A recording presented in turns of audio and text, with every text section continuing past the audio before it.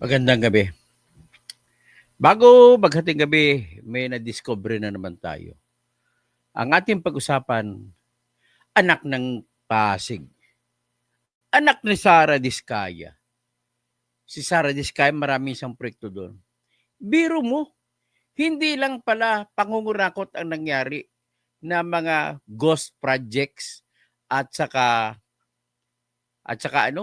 yung malabnaw na gawa ang nangyari. Ladies and gentlemen, panahon na para wawasakin natin silang lahat. Ikulong sila lahat. Alam niyo ba kung ano kasalanan ni itong congressman na ito? Kasama si Tambik. Siyempre, katabi niya si Tambik. Ang umuutos sa likod si Tambik. Tambaluslos. Si Ferdinand Martin Gomez Romualdez. Grabe. Akalain mo ba yung project na yung hinabol para sa eleksyon para magkapera sila? Para manalo sigurado si Arlan Panaligan sa Oriental Mindoro 1st District ay pinilit niya na maipasok, maumpisahan ang proyekto na siningit niya. Hindi siya makatanggi na hindi siningit ito, unprogrammed funds to, hinanapan niya ng pondo.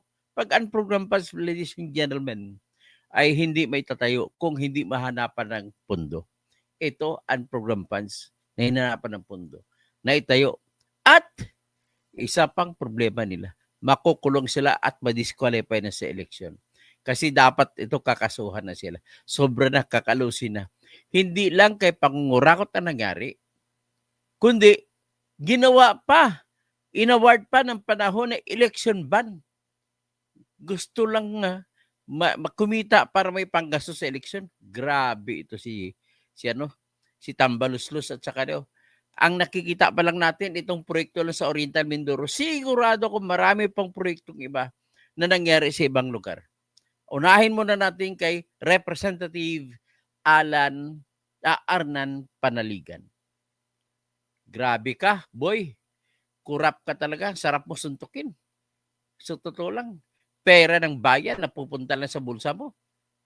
Tapos, ang matindi pa, nag-award ng project, hindi naman makikita. Ghost nga, guni-guni lamang. Yan po, ito po, pakita ko sa inyo yung na-discover.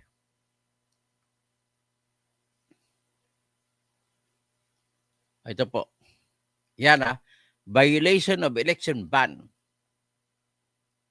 Violation of election ban, ang nangyari ay the DPWH awarded and signed 16 contracts worth 3.7 billion in February 2025 for flood control in Nauhan, Oriental Mindoro in grave violation of the COMELEC election ban. Kulong at disqualified na hindi nakapili tumakbo. Basahin ko rito yung sinabi ni political blogger.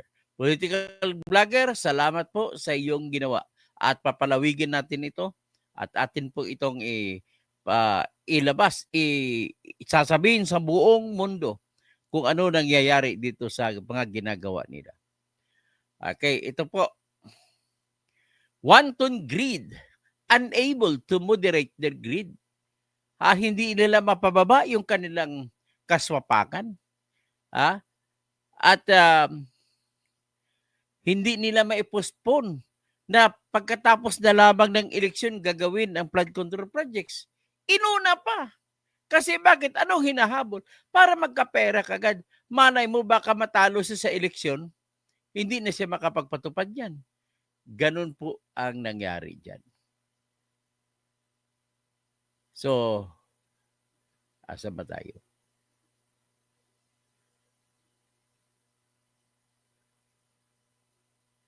Ito baka matalo kasi sila, hindi nila, kaya inuna nila bago mag-eleksyon, pinatupad na kagad. Baka kasi kung matalo, yung nanalong congressman, yun ang kikita. Grabe naman kayo mga bossing. Mga bossing, anong ginawa nyo? Masdan yung ginawa nyo. Panaligan! Anong ginawa mo? Yun, ginawa mo ay pinilit mo na maipapatupad ang mga construction para ikaw ang kikita. Kasi kung matalo ka, yung kasunod na congressman nakikita. Ay, nako, sabi ni Junjun Angeles, babayaran daw nilang Comelec official, dismiss ng kaso. Tingnan natin. Babantayan natin ito. Grabe. The most corrupt congressman in Luzon is Arnan Panaligan. Jelly Robles, tingnan, Bibilin 10. Nakita niyo to? Grabe. Zia Katubag. Ito, ano ito? Yung basahin natin po yung sinulat dito na ni political blogger. Naka-English ito ha.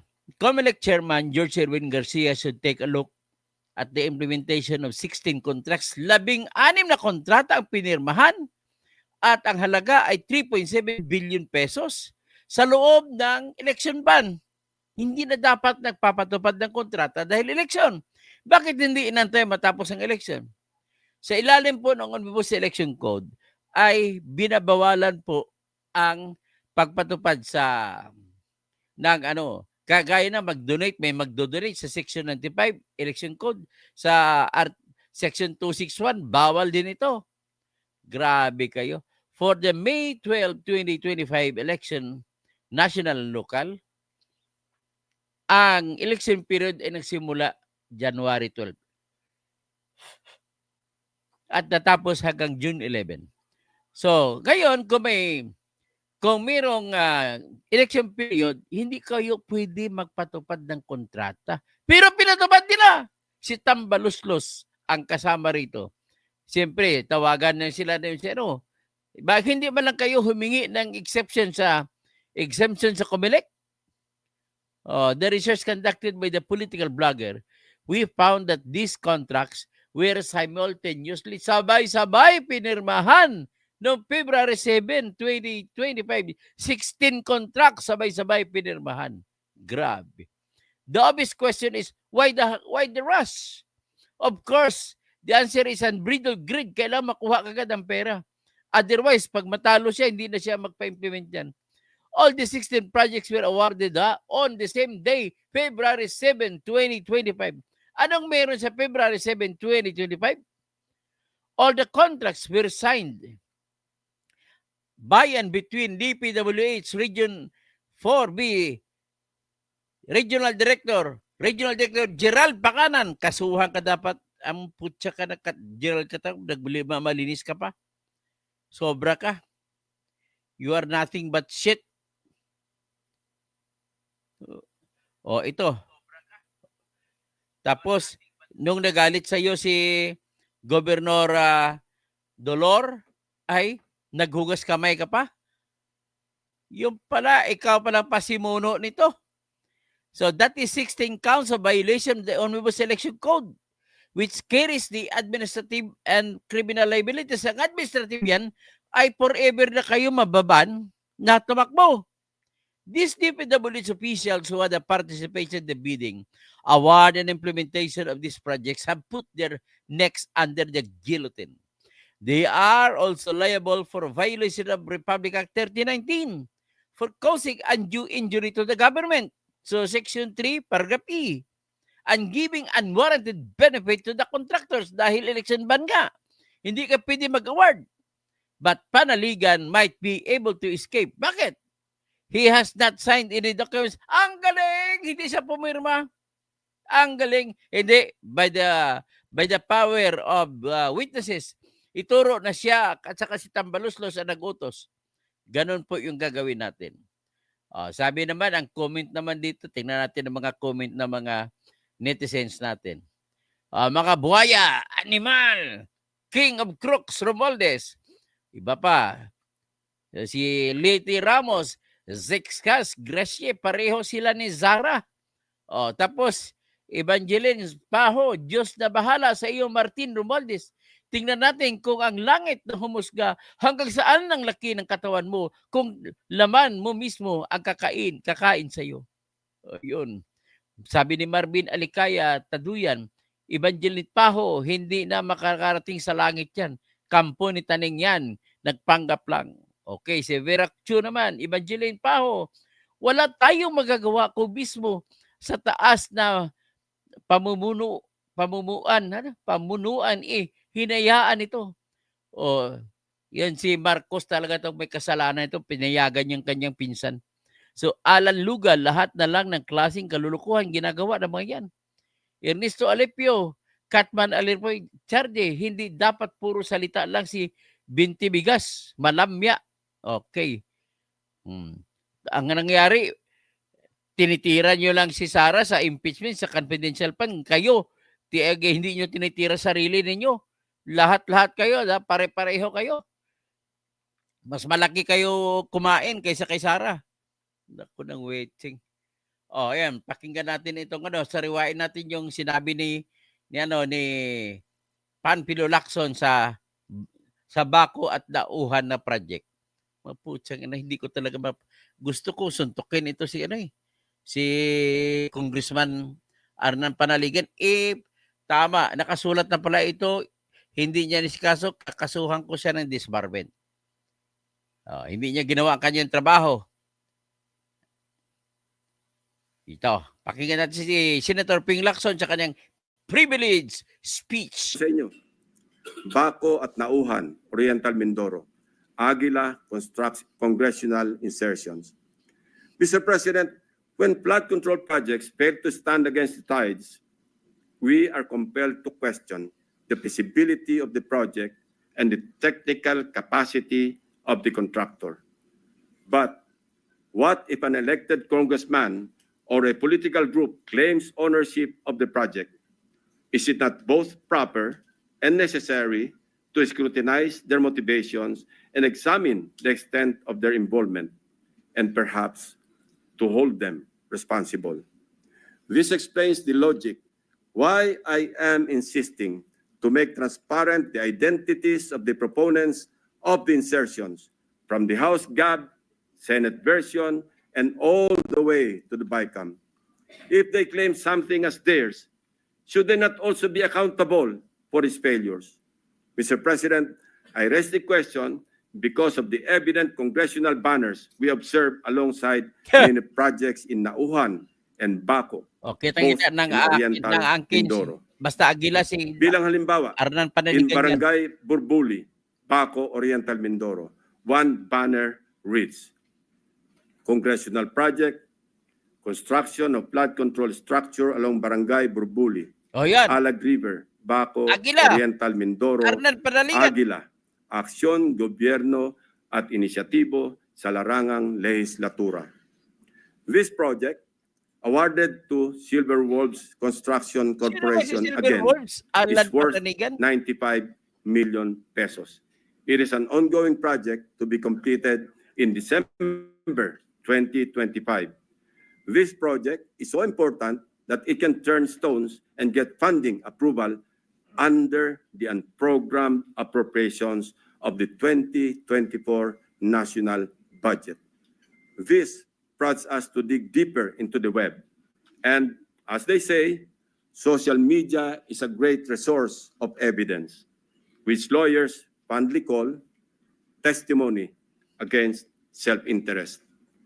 In one Facebook post, we discovered a congressional representative showcasing his midterm accomplishment report covering the period from June 30, 2022 to December 31, 2023. He openly lists projects, hold your breath, funded by his office. No. I repeat, funded by Kiniklaim his niya na office, siyang opisina including niya. flood control and river protection yan. initiatives. Kakahiya ka, Arnan From Panaligan. Aguilas Baco, let us travel to Aguilas Nauhan, also in Oriental Mindoro. Mr. President, Nauhan is among the beneficiaries of 3.6 billion pesos worth of projects, while Baco proudly lists 807 million, all of which is attributed to and owned up by the office of the congressman. Hindi lamang po ito maswerteng napondohan. Isa pa sa pinagmamalaki ng mapag-angking congressman ay ang flood control structure sa Butas River, upstream. Barangay San Jose, Nauhan, Oriental, Mindoro. We took time to visit the project, Mr. President, which he referred to as a national project through congressional allocation. The project was awarded to Raymond Builders for 231 Raymond Builders? million pesos. At hinugot pa rin ito Contractor na rin. sa ha? program funds. Dalawang projects na po ito ng Agila na natuklasan naming mula sa program funds, isa sa Barangay Burbuli at isa sa Barangay San Jose. Sa tagal ko na rin pong nagbubusisi ng pambasang budget, ang pagkakaalam ko po, masalimuot ang proseso ng paggamit ng unprogrammed appropriations under the Special Purpose Fund O nga, paano man para mag-augment sa ilang items under the regular budget. Teka muna, pause, Lacson. Ang tanong ko, paano na ilusot ni Arnan Panaligan na nahanapan ng pundo? Kasi unprogram eh. Pag unprogram, walang pundo. Pero napunduhan. Isa lang ang sagot yan. Dapat makialam si Martin Romualdez. Pag makialam ang speaker, magkakaroon ng pundo. Hindi po madaling ma-access ito.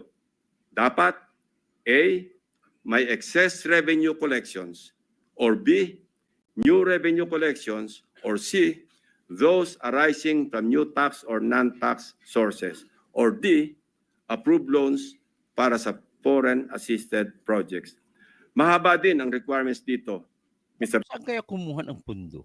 Unprogram eh. President. So, ano kaya ang taglay na agimat ni Congressman? May Agima at si Aguila. What gives, Mr. President? Kung saan may multimillion projects, dumadapo ang Agila. Pero lubog pa rin sa baha ang nadadapuan ng Agila. Isa lamang po ito sa napakaraming banners at social media posts ng congressional insertions ng mga politiko na naglipana sa iba't ibang bahagi ng bansa. Mr. President, ituloy na po natin ang diskusyon tungkol sa aming mga obserbasyon sa lalawigan ng Oriental Sige, Mindoro. anong obserbasyon? Without taking anything away from the good but suffering people of this province on the legitimacy of their needs due to its high flood susceptibility. I want to speak of the billions of appropriations for flood control projects poured into this province in Luzon's eastern flank.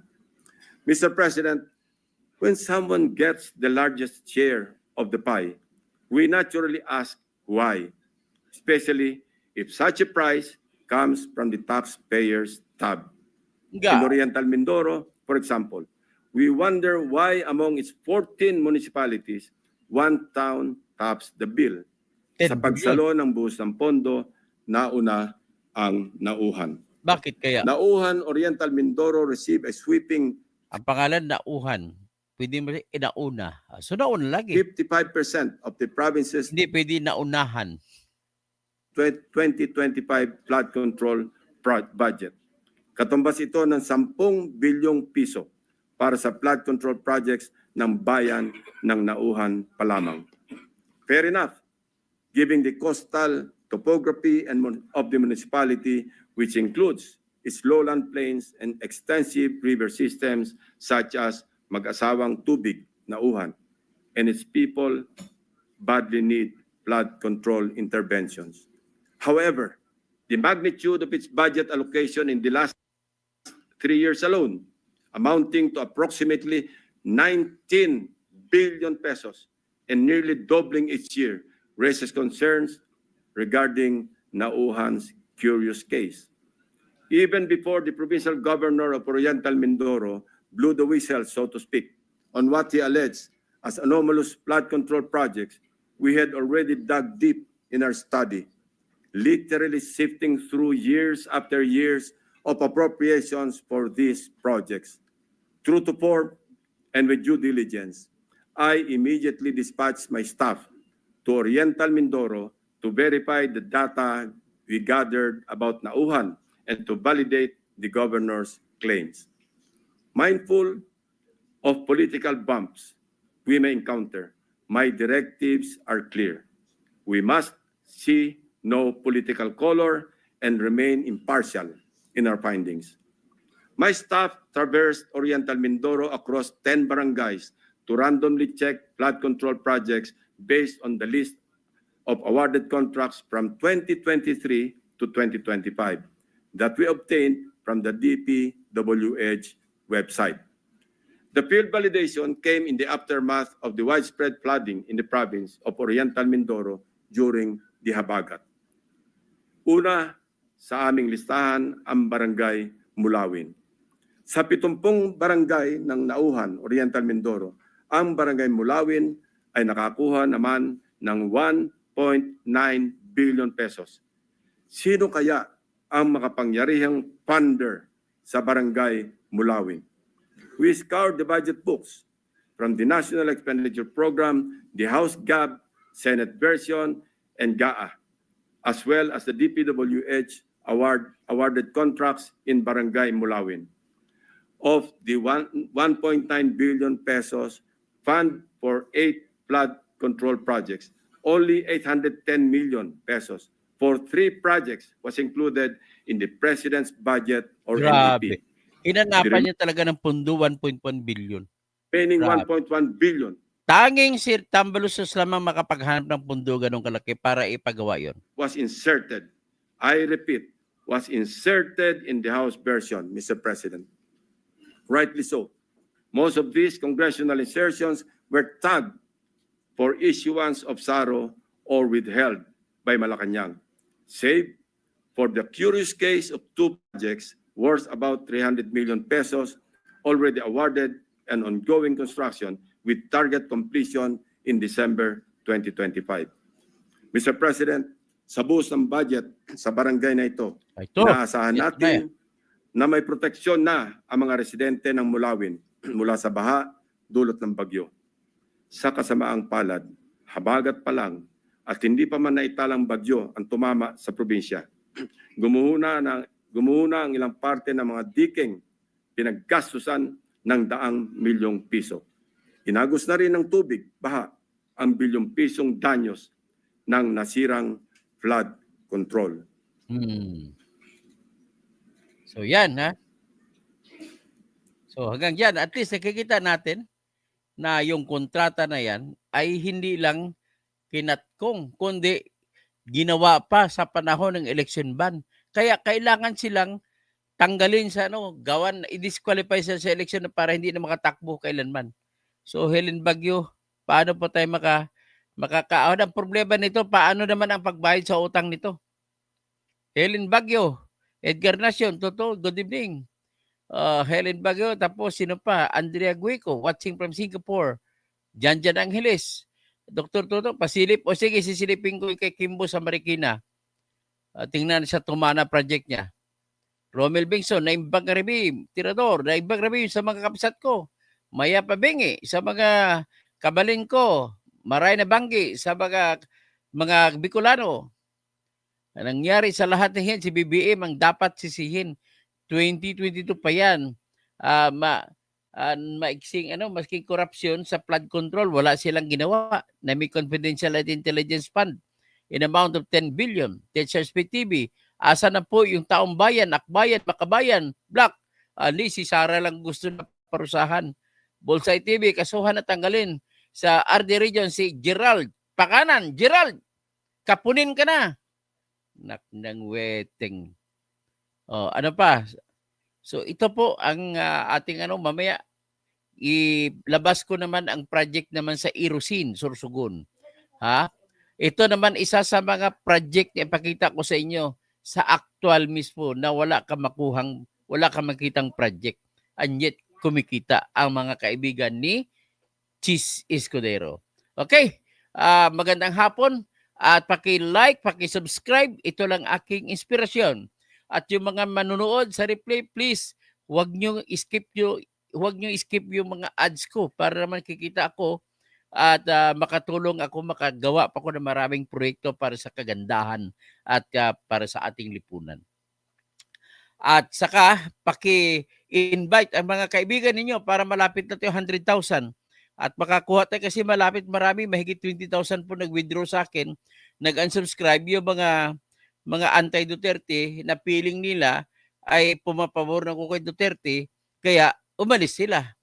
Ang hindi lang nila naintindihan, dapat huwag tayo magmarites. Yung totoo lang, kung yan ang totoo na pabor kay Duterte, wala tayong magagawa. kung ang batas ay pabor kay Duterte, wala tayong magagawa. Ganun lang po yan. O kaya na prediction ko na ibabasura ang Supreme Court ng impeachment, nanalo, patama ko.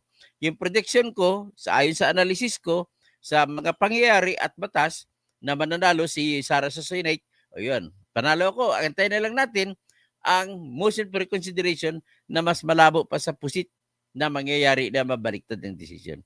So, Bullseye TV, kasuhan at tanggalin, no? Si Pakanan. Sino pang iba? Angela Gueco, Love TV Patrol. Oh, hanggang diyan na muna at maraming salamat. Kakain pa si ako.